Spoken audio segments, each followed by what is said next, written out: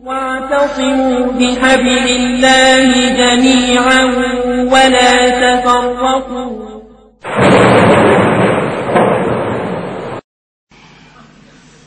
Minta maaf tuan-tuan. Buku pelik tapi benar. Ini daripada negara tuan-tuan. Tapi orang ni mencetuskan pemikiran ekstremis. Pelik tapi benar.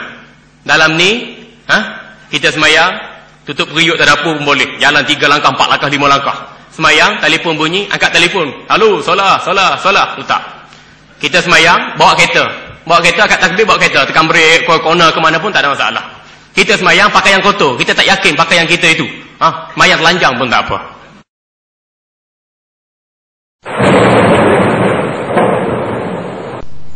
Beberapa fitnah telah dilontarkan terhadap pengarang kitab Pelik Tapi Benar. Beliau dituduh menganut pemikiran ekstremis kerana membolehkan melangkah beberapa tapak dalam solat, membolehkan solat sambil memandu, membolehkan berbual di telefon bimbit ketika solat, dan membolehkan solat dalam keadaan tidak berpakaian. Maka kita akan membongkar fitnah-fitnah yang telah dilontarkan kepada beliau.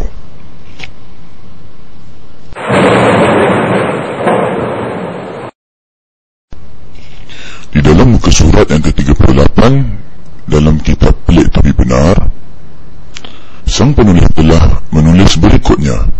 Diingatkan bahawa hanya pergerakan yang sangat-sangat mendesak sahaja yang dibolehkan di dalam solat.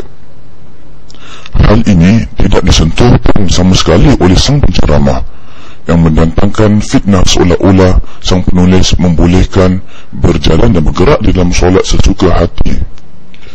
Pada muka surat yang ke-39 pula tertulis, dalam keadaan di atas, yakni di mana seseorang meninggalkan saf lalu terdapat ruang kosong, seseorang jemaah yang lain memang dituntut untuk berjalan ke hadapan, ke belakang, ke kanan atau ke kiri untuk memenuhi atau menutup saf yang renggang. Perjalanan itu boleh dilakukan hingga berapa banyak tapak sekalipun.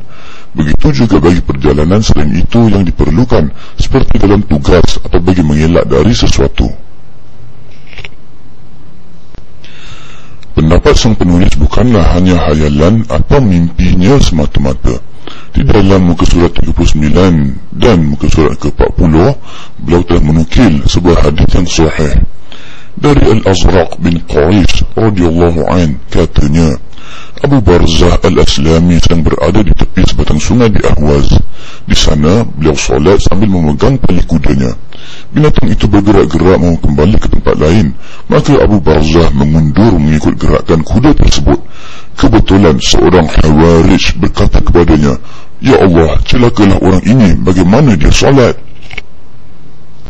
Lihatlah betapa indah dan sesuainya kata-kata di dalam hadis ini, di mana sahabat Nabi SAW telah menggelar seorang yang menuduh dan mencela tanpa berilmu terhadap sabda-sabda Nabi sebagai seorang Khawarij. Hadis ini pun bersambung. Lalu sesudah selesai solat, Abu Barzah menjawab, "Aku telah mendengar kata-kata kamu tadi. Ketahuilah, aku telah bersama Rasulullah SAW dalam beberapa peperangan sampai 6, 7 atau 8 kali. Jadi aku tahu akan keringanan-keringanan yang diajarkan baginda SAW.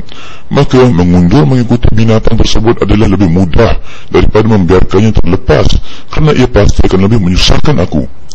Ketika itu Abu Barzah sedang solat 2 rakaat. Hadis riwayat Bukhari, Ahmad dan Baihaqi. Sebagai kesimpulan, ingin sekali kami menukil daripada muqaddimah kitab tersebut.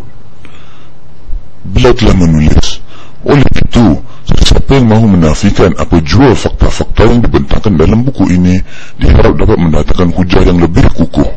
Adapun penolakan yang berdasarkan akal fikiran semata, atau dari kefahaman lama, atau dari fulan bin fulan, atau kata ustaz saya, atau kata ustazah saya, bukanlah merupakan hujah yang dapat diterima, melainkan hanya merupakan kejumudan dan kefanatikan yang tidak berdasarkan fakta ilmiah.